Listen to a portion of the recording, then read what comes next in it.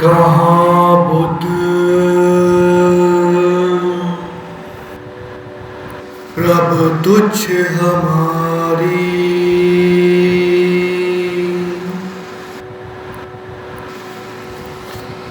बरन सके महिमा जो तिहारी।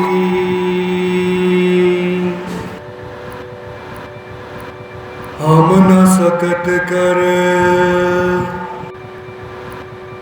सिफत तुम्हारी, आप ले हो तुम तथा सुधारी। वाहिगुरु जी का खालसा, वाहिगुरु जी की फतेह। प्रभु ने इतना सुंदर ये संसार बनाया है। जब हम किसी हिल स्टेशन पर जाते हैं या किसी टूर पर जाते हैं या दुनिया के अलग अलग जगहों की जब हम वीडियोस देखते हैं तो हमें ज्ञात होता है कि प्रभु ने ये सृष्टि कितनी खूबसूरत बनाई है। जब हम किसी खूबसूरत जगह पर जाते हैं जहाँ का सुंदर वातावरण होता है, हर तरफ पेड़ पौधे, नदी, तालाब, सागर, समंदर। जब हम सूरज डूबते हुए देखते हैं या उगते हुए देखते हैं, जो वातावरण होता है, जो प्रकृति हमें खूबसूरत लगती है, हर तरफ हरियाली, हर तरफ सुंदरता दिखाई पड़ती है, तो हमारा मन खिल उठता है। प्रभु ने ये जो प्रकृति बनाई है, सृष्टि बनाई है, ये खूबसूरत संसार बनाया है, वातावरण इतना मनमोहक बनाया है। ज़रा सोचिए, यदि अगर हम कैनवस पर प्रकृति का चित्र बना दें तो हमें तारीफ सुनने को मिलती है। तो ज़रा सोचिए, जिसने इतना बड़ा संसार बनाया है, जिसमें इतने सारे पेड़ पौधे, इतनी खूबसूरत चीज़ें प्रभु ने कैसे बनाई होंगी।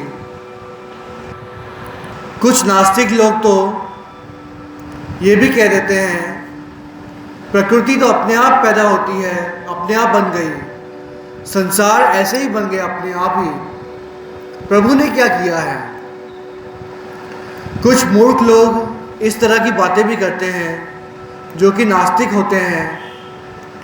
उन्हें प्रभु का भय नहीं होता, डर नहीं होता, और ना ही उनके मन में, उनके हृदय में प्रभु के प्रति प्रेम होता है। ऐसे लोगों से हमें दूर रहना है, क्योंकि प्रभु ने कहा है कि जैसा हम संग करेंगे उस संग का रंग हमें लग जाता है, जिसके कारण हमें आगे चलकर दुख भोगने पड़ते हैं। जब कैनवस पर कोई चित्रकार कोई चित्र बनाता है, उसके नीचे अपना नाम लिख देता है कि वो चित्र उसने बनाया है, ये कलाकृति उसके हाथों से बनी हुई है। तो ज़रा सोचिए, उस प्रभु ने, जिसने इतना बड़ा संसार बना दिया, और वो सिर्फ इतना चाहता है, बल्कि हमें उसने ये मनुष्य दी इसलिए है ताकि हम प्रभु का नाम जप सकें, उसका ध्यान धर सकें, उसकी सेवा में जुट सकें। नहीं तो उसी पिता परमेश्वर ने लाखों किस्म के जानवर भी तो बनाए हैं, कुछ पशु पक्षी के रूप में जो कि हवा में उड़ रहे हैं, कुछ ज़मीन पर रेंग रहे हैं, कुछ चल रहे हैं, जो कि बोल तक नहीं पाते। उन्हें कोई दुख हो, कोई पीड़ा हो, कोई संकट में हो तो वो बता तक नहीं पाते। ज़रा सोचिए, प्रभु ने हमें सब कुछ दिया है, सुनने को कान दिए, बोलने को जुबान दी, सोचने समझने की शक्ति दी, परंतु हम अकृतज्ञ हो जाते हैं। अकृतज्ञ उसे कहते हैं जो प्रभु के दिए हुए सभी चीज़ों को भूल जाए, उसे याद ना करे, उसका शुक्रिया अदा ना करे, उसे कहते हैं अकृतज्ञ। तो हे भाई, हमें अकृतज्ञ नहीं बनना, हमें तो प्रभु का प्रेमी बनना है, प्रभु का सेवादार बनना है, गुरसिक बनना है, मनमत को त्यागना है। क्योंकि जो मन की मत है, जो बंदा त्याग देता है, उसी को प्रभु की प्राप्ति होती है। जिस प्रकार कहते हैं ना, जो मनुष्य अपने मन के वश होकर चलता है, मन ने जो कह दिया वो कर लिया। मन तो घोड़े के समान होता है, उसे हमें लगाम लगाना है। मन तो हमें कहेगा कि हम गलत जगह पर चले जाएं, गलत खान पीन कर लें, गलत सोच लें, परंतु हमें इस मन को लगाम लगानी है ताकि हमें प्रभु की प्राप्ति हो जाए। प्रभु ने इतना खूबसूरत ये संसार बनाया है, ये कुदरत बनाई है, उसका शुक्रिया अदा करना है। क्योंकि इस कुदरत से ही हमें जल मिल रहा है, इस कुदरत से ही हमें खाने को फल मिल रहा है, सब्जियां मिल रही हैं। ये सब कुछ कुदरत का ही तो खेल है। कहते हैं ये जो मनुष्य देह है, ये 5 तत्वों से हमारा शरीर बना है, जैसे कि आकाश, वायु, जल, अग्नि, पृथ्वी। परंतु हम केमिकल्स का इस्तेमाल करके इन 5 तत्वों को प्रदूषित कर रहे हैं। हवा आज प्रदूषित है केमिकल्स के कारण। कई जगहों पर यदि अगर हम हिंदुस्तान की बात करें तो ऐसी कई जगहें हैं जहाँ पर स्वच्छ हवा नहीं है, जिसके कारण लोग बीमार पड़ रहे हैं। जल भी प्रदूषित है। पृथ्वी को अगर हम देखें, ग्लोबल वार्मिंग की चर्चा हर तरफ चल रही है। कहते हैं प्लास्टिक का हम इस्तेमाल करते हैं, जिसके कारण पृथ्वी को नुकसान पहुंच रहा है। यहाँ तक कि हम देखें, अभी सर्दी के मौसम शुरू हो गए हैं, ठंड चल रही है, हर तरफ ठंडी का वातावरण है। पिछले ज़माने में यहाँ तक कि अगर हम अभी भी देखें कि ऐसे गांव के कई लोग हैं जो आज भी लकड़ी जलाकर अपने आप को सेकते हैं, अपने शरीर को सेकते हैं, अपनी ठंडक को दूर करने की कोशिश करते हैं। परंतु उस लकड़ी में आज भी हम प्लास्टिक डाल रहे हैं। हर तरफ प्लास्टिक की गंदगी फैलती जा रही है। जिस प्रकार यदि अगर हम देखें तो 100 साल पहले प्लास्टिक था नहीं, तो वातावरण कितना सुंदर था, अति प्रिय था, हर तरफ हरियाली थी। परंतु कहते हैं ये प्लास्टिक ऐसी चीज़ है जो ज़मीन में अगर हम हज़ारों साल तक भी इसे रख दें तो भी ये गलता नहीं है, कभी पिघलता नहीं है, इसका कुछ नहीं होता। यदि हम जला भी दें उसको तो ये वातावरण को प्रदूषित करता है, हवा को प्रदूषित कर देता है, पॉल्यूटेड कर देता है, जिसके कारण आज कई प्रकार की बीमारियां हो रही हैं। यदि हम संसार में अगर हम देखें तो जिस प्रकार एक समय ऐसा भी था कि जब किसी मनुष्य के बाल सफ़ेद हो जाते थे तो हम उसे बुरा समझते थे, परंतु आज का वातावरण तो कुछ ऐसा है कि छोटे छोटे बच्चे जो कि आज स्कूल जा रहे हैं उनके भी सफ़ेद बाल हो गए हैं, उन्हें चश्मे लग गए हैं, उनकी आंखें खराब हो गई हैं, उन्हें कई प्रकार की बीमारियां हो गई हैं जैसे कि अस्थमा, कैंसर और ना जाने कौन सी बीमारियां, शरीर के रोग, मानसिक रोग आजकल छोटे छोटे बच्चों को लग रहे हैं। उसका कारण ही यही है कि हम कुदरत की संभाल नहीं करते, हम वातावरण को स्वच्छ नहीं रखते, हम ज़्यादा से ज़्यादा प्लास्टिक का इस्तेमाल कर रहे हैं आज भी। यहाँ तक कि आज कई स्थानों पर इस प्लास्टिक को बैन कर दिया गया है, यानी कि इस प्लास्टिक का इस्तेमाल हमें नहीं करना। परंतु आज भी ऐसे कई शहर हैं, गांव हैं, बस्तियां हैं जहां पर आज भी इस प्लास्टिक का इस्तेमाल हो रहा है। यहाँ तक कि हमने ये भी देखा है कि जहाँ पर प्लास्टिक बैन हो चुका है, पूरी तरह से बंद हो चुका है, वहाँ भी कई लोग चोरी छुपकर इसे इस्तेमाल करते हैं और वातावरण को प्रदूषित करते हैं। जबकि आज हम समझ चुके हैं कि प्लास्टिक बहुत बुरी चीज़ है जिसके कारण मनुष्य को, यहाँ तक कि जानवरों को भी कई प्रकार की बीमारियाँ लग रही हैं।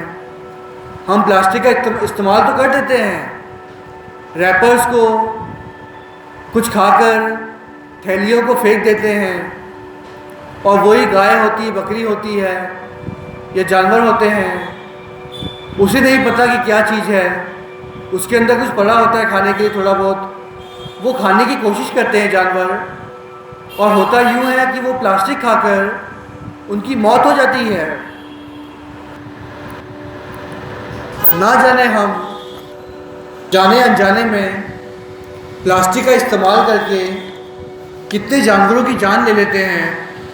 यहाँ तक कि पेड़ों को हम प्रदूषित करते हैं, उन्हें मार देते हैं, वातावरण को भी हम प्रदूषित करते हैं, यहाँ तक कि हम पानी को भी प्रदूषित कर रहे हैं। आज अगर हम नदियों को देखें, पहले तो नदियाँ सूखती जा रही हैं, मैं ये कहूँगा, और कई नदी बची भी हुई हैं, तो हमने उसमें केमिकल्स डालकर, क्योंकि फैक्ट्रियों से केमिकल जो निकलता है वो सब नदियों में जाता है, समंदर में जाता है। हम हर नदी को, समंदर को प्रदूषित कर रहे हैं। जो उसमें जीव जंतु पलते हैं उसे हम मार रहे हैं। ना जाने कितने प्रकार के जीव जंतु पानी में पलते हैं, नदियों में, तालाबों में, सागर में कई जंतु पलते हैं, कई जीव जंतु पलते हैं। उसे हम केमिकल्स यूज़ करके प्लास्टिक यहाँ वहाँ फेंक कर समंदर में प्लास्टिक फेंक देते हैं, नदियों में प्लास्टिक फेंक देते हैं, जिसके कारण मछलियाँ मर रही हैं। क्योंकि वो प्लास्टिक जो होता है कभी पिघलता नहीं है, कभी सड़ता नहीं है, जो जिसके भी मुंह में जाता है वो प्लास्टिक, वो जीव जंतु मर जाता है। हम जाने अनजाने में आज जीव जंतुओं की जान ले रहे हैं। हमें इस बात को समझना होगा, और यदि अगर हम आज भी नहीं संभले, अगर हमने आज भी इस पर विचार नहीं किया और इस बात से हम सहमत नहीं हुए कि हमें प्लास्टिक का इस्तेमाल नहीं करना है, केमिकल्स का इस्तेमाल नहीं करना है, तो ये ग्लोबल वार्मिंग बढ़ती जाएगी और एक दिन ऐसा आएगा कि कि बेवक्त बारिश हुआ करेगी, ग्लेशियर्स बर्फ़ जो है पिघलती जा रही है, वातावरण बिगड़ता जा रहा है, पानी स्वच्छ नहीं है, नदियाँ सूखती जा रही हैं, पेड़ पौधे सूखते जा रहे हैं। और यहाँ तक कि अगर हम बात करें, जो हम सब्जियाँ फल इस्तेमाल कर रहे हैं, खा रहे हैं, मनुष्य उसको तक नहीं छोड़ रहे हैं। अगर यदि हम देखें तो हम किसानों की बात करें तो एक तरफ तो किसान कहते हैं कि आत्महत्या कर रहे हैं गरीबी के कारण, परंतु आज पेस्टिसाइड्स का, केमिकल्स का पेड़ पौधों पर, फलों पर, सब्जियों पर इस प्रकार से इस्तेमाल हो रहा है। कहते हैं कि बाहर के देशों में जिस केमिकल्स का, कीटनाशक का, कीड़ों को मारने के लिए जो दवाएं बनती हैं, जिससे कि किसान के पौधे सुरक्षित रहते हैं, वो सड़ते नहीं हैं, फल सब्जियां इत्यादि अच्छी प्रकार से मिल जाती हैं, तो उस कीड़ों को मारने के लिए बाहर के देशों में 5% केमिकल्स, यानी कि 5% केमिकल्स वहाँ के लोग यूज़ करते हैं, इस्तेमाल करते हैं। और यदि हम भारत की बात करें तो भारत में उसी केमिकल्स का इस्तेमाल 60% होता है। 60% of the farmers are using chemicals, pesticides for farming। ना जाने ये किसान क्या सोच रहे हैं, इनके दिल में, इनके मनों में क्या चल रहा है, वो क्यों लोगों की जान लेना चाहते हैं। जहाँ पर इस देश में नारा लगाया गया था, जय जवान जय किसान। जवानों को आज भी हम सैल्यूट करते हैं और किसानों को आज भी हम प्रणाम करते हैं, उनका शुक्रिया अदा करते हैं कि उन्होंने हमें अन्न दिया है, वे अन्नदाता हैं। क्योंकि किसान अगर अन्न उगाएगा ही नहीं तो हमें सब्जी, फल इत्यादि चीज़ों की जो ज़रूरत पड़ती है रोज़मर्रा के जीवन में, संसार में हमें इन वस्तुओं की आवश्यकता है। परंतु ये किसान आज के समय में इतने ज़्यादा केमिकल्स का इस्तेमाल कर रहे हैं, जिसके कारण फल, सब्जियां इत्यादि हर चीज़ें खाने की आज बर्बाद हो रही हैं। जो भी हम फल फ्रूट खा रहे हैं, सब्जियों का इस्तेमाल कर रहे हैं, सब में केमिकल्स हैं, जिसके कारण हर मनुष्य आज बीमार है। उसे मानसिक बीमारी है, शारीरिक बीमारियां हैं, यहाँ तक कि छोटे छोटे बच्चों को भी अब बीमारी लग रही हैं।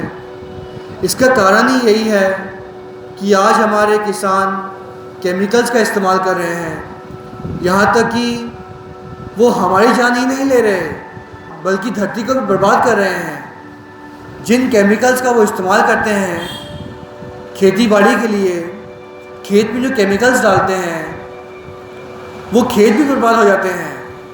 कहते हैं उन खेतों में कीड़े मकोड़े तो नहीं आते, परंतु वो धरती जिस पर हम इतने सारे केमिकल्स डाल देंगे अगर हम, तो धरती कहाँ जाएगी। एक ना एक दिन ऐसा आएगा कि वो धरती भी बंजर हो जाएगी, और तब किसान पछताएंगे कि उन्होंने क्या कर दिया।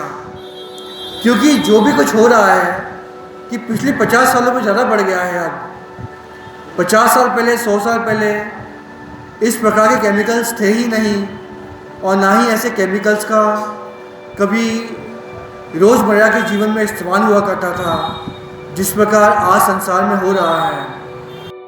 आज मनुष्य केमिकल्स का इस्तेमाल करके खुद ही अपनी जान ले रहा है। जहाँ पर हर जगह ग्लोबल वार्मिंग की बात चलती है। आज हमें प्रकृति को बचाना है, संसार को बचाना है, पृथ्वी को बचाना है, जल वायु को बचाना है, परंतु आज भी मनुष्य संभल नहीं रहा, मान नहीं रहा। हर कोई केमिकल्स इस्तेमाल करके ही खुश है, ना जाने क्यों। आज अगर हम अच्छा दूध लेना चाहें तो गाँव में, कस्बों में तो शायद अच्छा दूध मिल जाएगा, परंतु यदि हम बड़े बड़े शहरों की बात करें, जैसे कि मुंबई, दिल्ली, बेंगलोर, ऐसी जगहों पर दूध मिलना, और मैं ये कहूँगा अच्छा दूध मिलना, केमिकल से भरा हुआ दूध आज मिलता है। अच्छा दूध मिलना बहुत मुश्किल है। कई दूध वालों ने अपने तबेले बंद कर लिए हैं, क्योंकि जो थैलियों के दूध थे कुछ सालों से इतने प्रचलित हो गए हैं कि हर कोई सस्ता होने के कारण थैलियों का दूध इस्तेमाल करता है, परंतु हम ये नहीं समझते कि इन थैलियों का दूध इस्तेमाल करने से कई प्रकार की बीमारियां होती हैं। यहाँ तक कि वैज्ञानिकों ने कहा है कि आने वाले 30 सालों में हर बच्चा कैंसर से पीड़ित होगा इसी थैलियों की दूध पीने से। ज़रा सोचिए, इतना घातक है ये दूध, और हम अपने बच्चों को इस प्रकार का थैलियों का दूध देते हैं। इस पर सोच विचार करने की आज हमें बहुत बड़ी आवश्यकता है।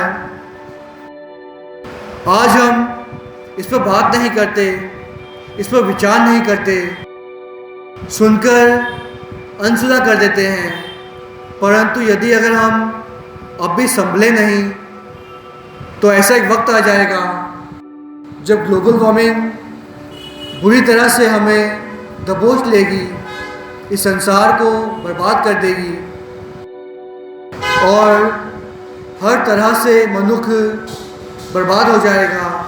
यहाँ तक कि जीव जंतु भी धीरे धीरे करके संसार से लुप्त हो जाएंगे। तो हमें इस पर विचार करना है, समझना है, ताकि हम कुदरत को संभाल सकें। प्रभु ने हमें इतना खूबसूरत संसार दिया था, परंतु आज हम केमिकल्स का इस्तेमाल करके इसे बर्बाद करते जा रहे हैं। और यदि हम पानी की बात करें तो लोग शॉवर से नहाते हैं, पानी की बर्बादी करते हैं। यहाँ तक कि पीने का पानी भी यदि कोई घर पर आए तो हम उसे गिलास भरकर देते हैं, भले ही वो व्यक्ति आधा गिलास पानी पिए, परंतु हम उसे पूरा गिलास देते हैं। ये छोटी छोटी चीज़ें हैं जिससे हम पानी की बचत कर सकते हैं। हमें जितनी पानी की आवश्यकता हो उतनी पानी को हम इस्तेमाल करें। नहाने के लिए शॉवर का इस्तेमाल ना करें, बल्कि बाल्टी से नहाएं। वो भी 1 या 2 बाल्टी पानी आवश्यक होता है, उससे ज़्यादा पानी की वेस्टेज करना नहीं चाहिए हमें, ताकि हम पानी की बचत कर सकें। ज़रा सोचिए, उन गाँवों में जाकर देखिए जो गरीब व्यक्ति गांव में रहते हैं, वो कितने कितने कोस दूर चलकर नदियों से, यहाँ तक कि नदी की अगर हम बात करें, नदियाँ भी सूख चुकी हैं, वो कितने कोस चल कर जाते हैं, हैंडपम्प से, कुएं से पानी भर कर जाते हैं, जो कि पानी उन्हें मिलता नहीं है। और हम शावर से नहाकर पानी को बर्बाद कर देते हैं। पानी की अहमियत को हम नहीं समझते।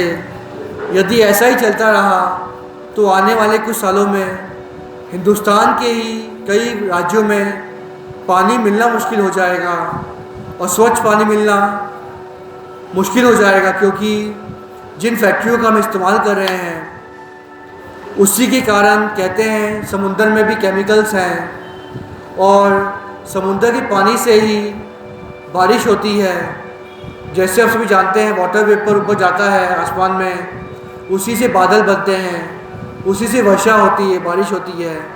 और यदि अगर हम हर तरफ केमिकल का छिड़काव करेंगे, हर तरफ केमिकल्स ही केमिकल्स होंगे संसार में, तो हमें जो बारिश का पानी मिलेगा वो भी केमिकल्स वाला होगा। हम जो पानी पिएंगे वो भी केमिकल्स वाला होगा। तो एक दिन संसार में ऐसा हो जाएगा कि जीना मुश्किल हो जाएगा। हमारी गलतियों की वजह से हमारे आगे आने वाली जो पुश्ते हैं उनको बहुत बड़ा नुकसान उठाना पड़ेगा, उनकी आयु कम हो जाएगी। और ऐसा भी देखा गया है, कई ऐसे राज्य हैं जहाँ पर बमबारी हुई है, जहाँ पर केमिकल्स का इस्तेमाल हुआ है। वहाँ पर जो बच्चे पैदा होते हैं वो भी कहते हैं लंगड़े लूले पैदा होते हैं, उनकी दिमागी संतुलन ठीक नहीं होता। वो सभी कुछ केमिकल्स की वजह से हो रहा है। तो हमें संभलना है, प्रकृति को बचाना है, इस पृथ्वी को बचाना है, इस संसार को बचाना है। तो हम अरदास करें प्रभु के आगे कि हे प्रभु, तूने ये सृष्टि बनाई है, ये प्रकृति बनाई है, ये खूबसूरत संसार बनाया है। तो हम पर बख्शिशें कर, रहमत कर, हमें अच्छी मत दे, अच्छी बुद्धि, हमें अच्छी सुमत बख्श, ताकि हम सही राह पर चल सकें और अपनी बुद्धि का सही ढंग से इस्तेमाल कर सकें। प्लास्टिक का इस्तेमाल ना करें, केमिकल्स का इस्तेमाल ना करें, ताकि हम इस पृथ्वी को बचा सकें। कहते हैं इन 50 सालों से ही इन केमिकल्स का इस्तेमाल ज़्यादा हो रहा है, जिसके कारण पृथ्वी पर बर्बादियाँ हो रही हैं, खेती जो है वो नष्ट हो रही है। जहाँ तक हो सके खेती के साथ भी जुड़ें, क्योंकि आज हम संसार में देख रहे हैं लोग अपने खेतों को बेचकर शहरों की ओर रुख कर रहे हैं। मैं ये नहीं कहता कि पढ़ो लिखो ना, आगे ना बढ़ो, परंतु खेती बाड़ी को ना छोड़ो। यदि किसान ही खेती छोड़ देंगे तो हमें अन्न कैसे मिलेगा। मैं तो ये कहूँगा जिसके पास आज पैसा है, अच्छा धन है, सब कुछ है उसके पास, तो उसे खेतियाँ खरीद के किसानों से खेती करवानी चाहिए, और जो उसका लाभ हो उस किसान को भी मिल जाए और उस धनवान व्यक्ति को भी मिल सके। ऐसा कुछ हमें विचार करना है, क्योंकि जो किसान हैं वो गरीबी के कारण अन्न उगा नहीं पा रहे हैं, खेत बर्बाद होते जा रहे हैं, फसल बर्बाद हो रही है, खेत खलियान बचे नहीं। किसान को आज विद्या नहीं मिल रही, वो नहीं जानता कि वो क्या कर रहा है। आज का किसान अपने खेत को बचाने के लिए, ज़मीन को बचाने के लिए बेवकूफ़ बनकर केमिकल्स का इस्तेमाल किया जा रहा है, जिसके कारण उसकी धरती भी खराब हो रही है, प्रकृति पर भी असर पड़ रहा है। यहाँ तक कि जो भी उगा रहा है, फल, सब्जियाँ इत्यादि, दालें, अनाज, जो भी वो उगा रहा है, सब में केमिकल्स है। वो हर किसी का नुकसान कर रहा है, जाने अनजाने में वो हर मनुष्य जाति को नुकसान पहुंचा रहा है, बीमारियां दे रहा है। जो आज मनुष्यों को बीमारियां लग रही हैं, इसका कारण आज किसान है। यदि वो किसान को अगर हम शिक्षित कर देंगे, यदि धनवान व्यक्ति आज उस खेती को खरीद लेंगे और किसान से सही ढंग से खेती करवाएंगे और अपने धन का सही इस्तेमाल करेंगे, तो मेरा तो ये कहना है शायद इस धरती को हम बचा सकें, इस पृथ्वी को हम बचा सकें और मनुष्य जाति को भी बीमारियों से बचा सकें। एक एक व्यक्ति के मन में अगर ये विचार आएगा तो शायद ये देश संभल जाए, सुधर जाए और हम आगे आने वाली पीढ़ियों का नुकसान करने से बचा सकें, उनके बारे में कुछ अच्छा सोच सकें। और आज सेकेंड होम का बहुत प्रचलन है। अमीर व्यक्ति महलों में रहते हैं, फ्लैट्स में रहते हैं, सेकेंड होम नाम से वो खेतों के नज़दीक अपने बंगले बना रहे हैं, जिसका कारण ये है कि हर मनुष्य को अच्छी हवा, अच्छा वातावरण, अच्छे संस्कार चाहिए और वो हमें मिलेगा अच्छी जगह रहने से। आज हम देखते हैं बड़े बड़े शहरों में, खासकर अगर हम मुंबई की बात करें तो बड़े बड़े टावर्स हैं जिसमें लोग माचिस की डब्बियों की तरह रह रहे हैं। पास के मकान में कौन रहता है, कौन कहाँ रहता है, हम ना किसी से बात करते हैं, ना किसी से बोलचाल रखते हैं और ना ही किसी को जानते हैं। तभी करके ये सेकेंड होम का प्रचलन आज चल रहा है।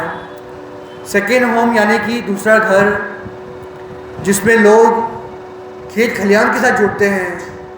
लोग गांव में जाकर, जहाँ पर अच्छा वातावरण है, खेत हैं, जहाँ पर प्रदूषण नहीं है, जहाँ पर पहाड़ हैं, नदियाँ हैं, समंदर हैं, वहाँ जाकर घर बना रहे हैं ताकि वो चैन से जी सकें, वो चैन से सांस ले सकें।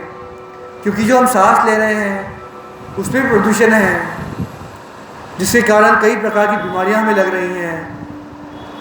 अस्थमा हो रहा है बच्चों को भी, हर मनुष्य को बीमारियों का सामना करना पड़ रहा है गंदी हवा की वजह से। तो हमें पॉल्यूशन से बचना है। पॉल्यूशन से बचने के लिए एक और तरकीब मैं आपको बता दूं कि आज हर घर में गाड़ियां हैं, एक एक दिन, दो दो तीन तीन गाड़ियां हैं। तो जितना हो सके हम अपनी गाड़ियों का कम इस्तेमाल करें। गवर्नमेंट के जो साधन हैं, ऑटो रिक्शा हैं, बसेस हैं, ट्रेन्स हैं, मेट्रोज़ हैं, उसका हम इस्तेमाल करें, जिससे हम पॉल्यूशन को कम कर सकते हैं। जहाँ तक अगर हम मुंबई, दिल्ली, बेंगलोर की बात करें तो वहाँ पर सड़क पर इतना ज़्यादा पॉल्यूशन है जिसके कारण आज मनुष्यों को ही बीमारियों का सामना करना पड़ रहा है। एक बहुत ही खूबसूरत साखी इस पर आती है जो कि है गुरु हराय साहब जी की।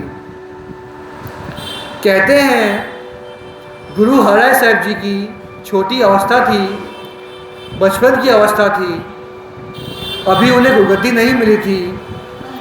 कहते हैं वो घोड़सवारी करके अपनी मस्ती में, छोटी उम्र की आयु में घोड़े से उतरे और कहते हैं मस्ती में चलते चलते, खेलते खेलते वो घोड़े से उतरकर बाग में आ गए। उस बाग में जहाँ गुरु हरगोबिंद साहब महाराज जी, उनके दादाजी टहल रहे थे।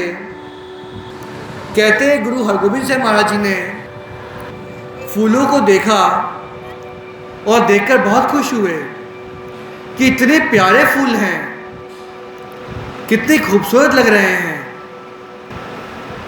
उन फूलों को देखकर, वातावरण को खूबसूरत देखकर, कहते हैं गुरु हरगोबिंद साहब महाराज जी उस बाग में टहल रहे थे, आगे बढ़ते जा रहे थे और पीछे से कहते हैं गुरु हराय साहब महाराज जी बचपन की अवस्था में घोड़े से उतरकर उसी बगीचे में टहल रहे थे, खेल रहे थे। अब हुआ यूं कि गुरु हरगोबिंद साहब महाराज जी टहलते टहलते फिर से पीछे होकर मुड़कर आए जहाँ से वो गुजरे थे। और अब हुआ यूं, हराय साहब महाराज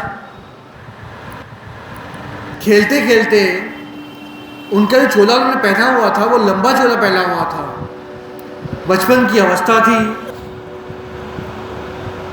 मस्ती करते करते, खेलते खेलते, कहते हैं वो जब उस फूल से गुजरे, उस पौधे से गुजरे, तो कहते हैं बाबा हराय साहब महाराज जी के चोले से वो फूल अटक गया और फूल टूटकर डाली से गिर गया।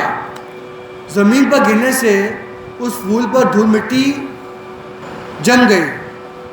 अब हुआ यूं, जब गुरु हरगोबिंद साहब महाराज जी टहल कर वापस लौटे, पीछे मुड़े, तो उन्होंने उस फूल को जमीन पर गिरे हुए देखा और कहा, मैं अभी यहाँ से गुजर कर आया हूँ। मैंने इस फूल को डाली पर देखा था जो कितना खूबसूरत लग रहा था, और कुछ ही पल में इस फूल को बाबा हराय साहब महाराज जी ने गिरा दिया। भले ही उन्होंने बचपन में मस्ती में आकर उनके चोले से वो फूल टूट गया था और गिर गया था, परंतु इतिहास गवाह है। कहते गुरु हरगोबिंद साहब महाराज जी ने बाबा हराय साहब महाराज जी को अपने पास बुलाया, अपनी गोद में बिठाकर बहुत ही प्रेम से समझाया। कहा, बेटे, प्रभु ने हमें ये खूबसूरत संसार दिया है, ये कुदरत दी है, इतना खूबसूरत वातावरण दिया है, इतने प्यारे प्यारे फल, सब्जियां, फूल इत्यादि दिया है। हमें इन चीज़ों की कदर करनी चाहिए। और आज क्या हम कदर कर रहे हैं? प्रकृति की कदर कर रहे हैं? इस धरती की कदर कर रहे हैं? हम तो हर तरफ केमिकल्स का इस्तेमाल करते हैं। जहाँ देखो केमिकल्स से होते हैं। हम जो चीज़ें खरीदते हैं उसमें केमिकल्स होते हैं। हम ये नहीं सोचते कि हम जितना हो सके केमिकल से बचें, शुद्ध चीज़ों का इस्तेमाल करें, ऐसा नहीं सोचते हैं। बस पैकेट बंद चीज़ें मिल जाए हमें, भले ही वो सस्ती हो, कैसी भी हो, हम उसका इस्तेमाल करते हैं। और विदेशी कंपनियों का हम उनकी चीज़ों को इस्तेमाल कर करके हम उन्हें अमीर बनाते जा रहे हैं और ख़ुद बीमार बनते जा रहे हैं, मानसिक तौर पे भी और शारीरिक तौर पर भी। तो गुरु हरगोबिंद साहब महाराज जी ने बाबा हराय साहब जी को उनकी छोटी अवस्था में, बचपन में, उन्हें उपदेश दिया था कि हमें प्रकृति को संभालना है, उसे बर्बाद नहीं करना। ये वचन सिर्फ गुरु हराय साहब जी के नहीं थे, बल्कि ये हमारे लिए भी हैं। गुरु के हर वचनों का हमें पालन करना है, हमें समझना है, बूझना है और उस अनुसार चलना है, ताकि हम प्रकृति को बचा सकें। ये बात कहते हैं 17वीं सदी की है।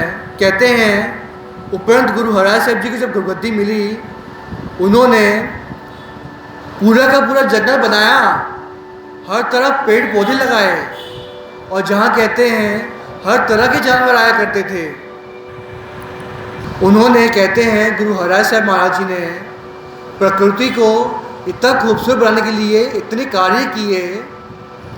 कहते हैं गुरु साहब जी ने हर तरफ पेड़ लगाए। 17वीं सदी में गुरु साहब जी ने, कहते हैं, दवाइयों के, मेडिसिन्स के पेड़ लगाए थे। और यहाँ तक कि एक वार्ता आती है, एक बात आती है, एक साखी आती है कि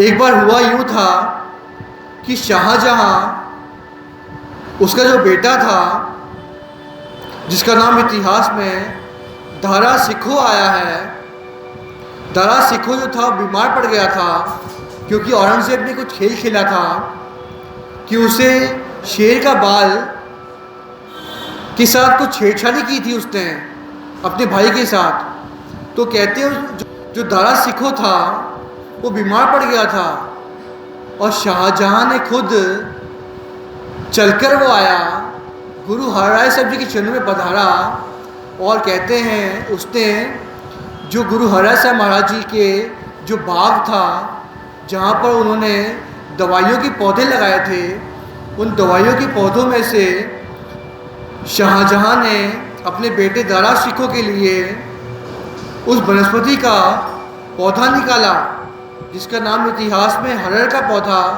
और ऐसे कई पौधे आए हैं जो उन्होंने वहाँ से लेकर गए, पत्तों को लेकर गए और जाकर अपने बेटे को खिलाया, जिससे कि वो ठीक हुए थे।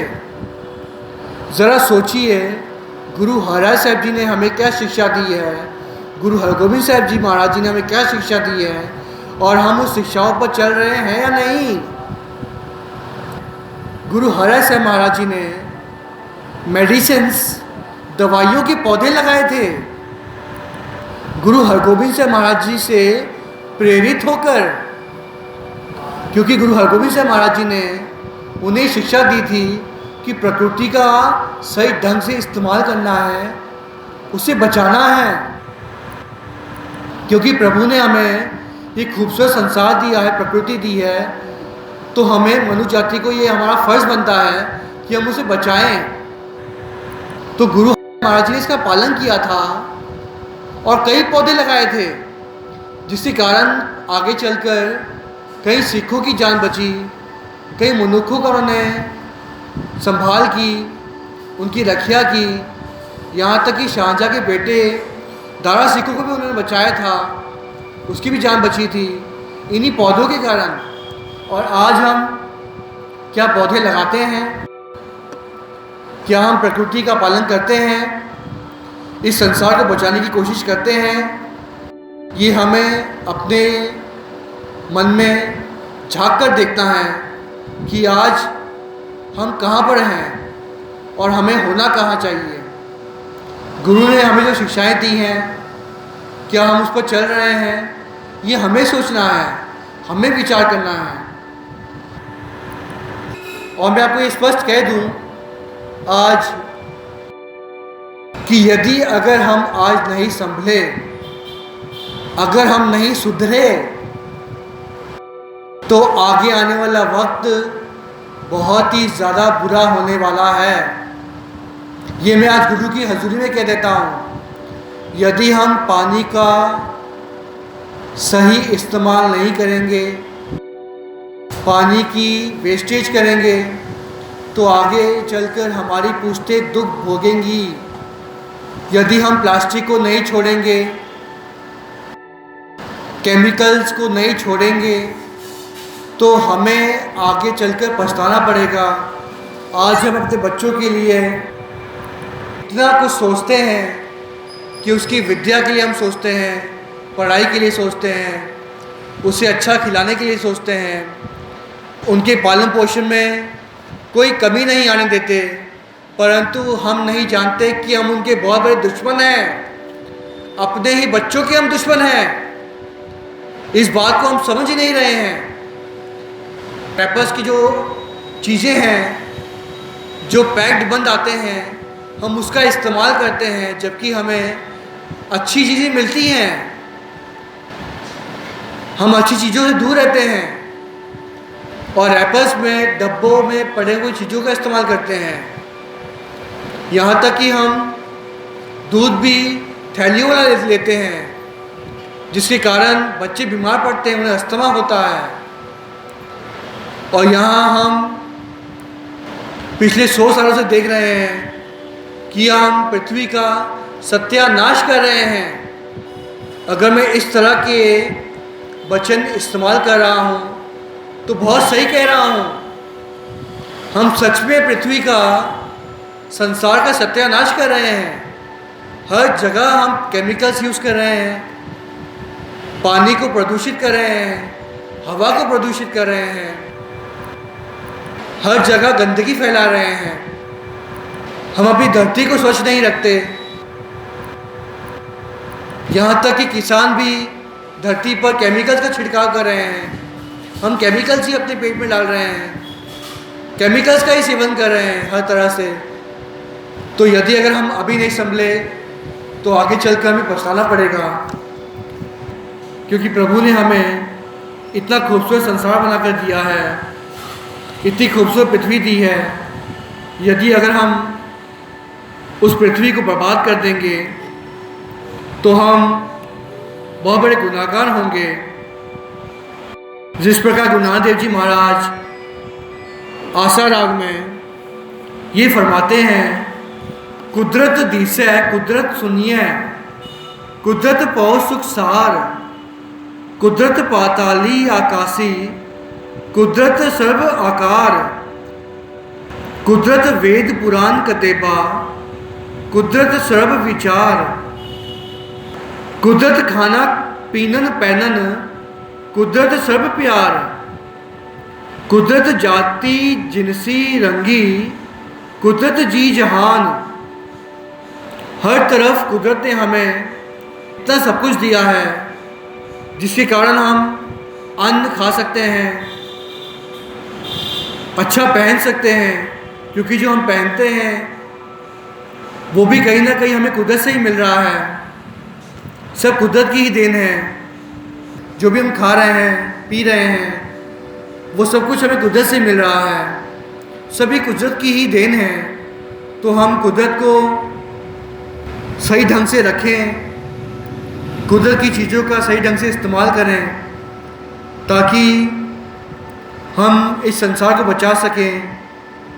जिस प्रकार भगत कबीर जी प्रभाती राग में ये फरमाते हैं, अव्वल अल्लाह नूर उपाया, कुदरत के सब बंदे, एक नूर ते सब जग उपजया, कौन पले को मंदे। लोगा परम न पूलो पाई, खालिक खलक खलक में खालिक, पूर रहे हो सब ठाई।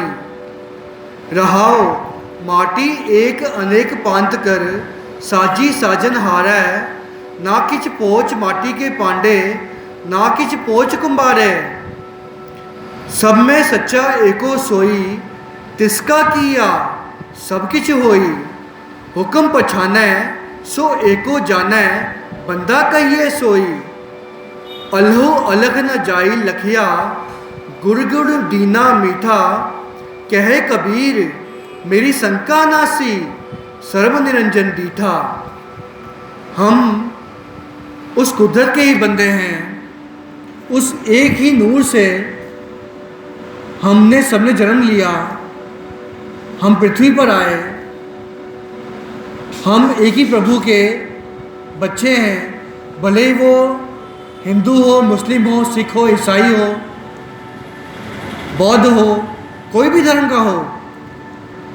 जब इंसान सृष्टि पर आता है, उसका खून लाल होता है। भगवान ने एक जैसा हम सभी को बनाया है, कोई फर्क नहीं किया। ये मनुष्य ही है जो फर्क करता है और संसार को नष्ट करता है, पृथ्वी को बर्बाद करता है। तो हमें संभलना है, पृथ्वी को बचाना है। अचरज तेरी कुदरत, तेरे कदम सलाह, गनीर तेरी सिफत, सच्चे पातशाह। ये तेरी जो कुदरत है वो बहुत ही खूबसूरत है। हम भी जब अच्छे वातावरण में जाते हैं, पिकनिक मनाने के लिए टूर पे जाते हैं, तो हम अच्छे वातावरण को देखकर, सृष्टि को देखकर अति प्रसन्न होते हैं। हमारे मन में आनंद प्रकट होता है, हमें आनंद की प्राप्ति होती है, खुशी की प्राप्ति होती है। तो हम यदि इस पृथ्वी को बचाएंगे, संसार को बचाएंगे, प्रकृति को बचाएंगे, तो इसमें हमारा ही भला है। हमारी आने वाली पीढ़ियों के लिए हम सोचेंगे, उनके लिए कुछ कर सकेंगे, तो इसमें हमारा ही भला है। हमें अब संभलना है, सुधरना है, ताकि हम प्रभु की बनाई हुई पृथ्वी को बचा सकें, सही राह पर चलकर संसार को बचा सकें। कथा करते हुए आप जी की दास से कई प्रकार की भूलें हो गई हैं। सात्संग बख्शन योग हो, पुल्ला बख्शो और सात्संग रसीद बख्शो कि दास आपकी इसी प्रकार सेवा करता रहे और भवसागर से पार लग जाए। मुझे कभी 84 दुनिया ना भोगनी पड़े, मेरा आवागमन कर जाए। सात्संगत ऐसी असीज बख्शना, विच संगत हर पर वसे जियो। संगत में ही प्रभु आप बसते हैं। दास के सर पर हाथ रखकर सात्संगत असीज बख्शें कि दास आपकी इसी प्रकार सेवा करता रहे और चढ़ती कला में रहे और दास का परिवार भी सुखी रहे। ऐसी ही सात्संग असीज बख्शना। अवर उपदेश आपना करे, आवत जावत जन्मे मरे। सात्संगत ऐसी असीज बख्शना कि जो मैं आपको कह रहा हूँ उस पर मैं खुद भी चल सकूँ और सात्संगत के चरणों में हाथ जोड़कर बेनती करता हूँ कि साथ संग जितना हो सके पौधे लगाएं और दूसरों को भी प्रेरें कि वो भी आगे चल के पौधे लगाएं, क्योंकि जितने पौधे हमारे आसपास होंगे उतनी हमें अच्छी ऑक्सीजन मिल सकेगी और जिसके कारण हमें कोई बीमारियां नहीं लगेंगी, हम बीमारियों से दूर रह सकेंगे। तो हाथ जोड़ के ये बेनती है कि जितना हो सके आप सभी मिलकर पौधे लगाएं, पेड़ लगाएं, जिससे कि हम वातावरण खुशहाल बना सकें, पृथ्वी को बचा सकें, संसार को सुखमय बना सकें। फतेह का जवाब फतेह में दें। वाहेगुरु जी का खालसा, वाहेगुरु जी की फतेह।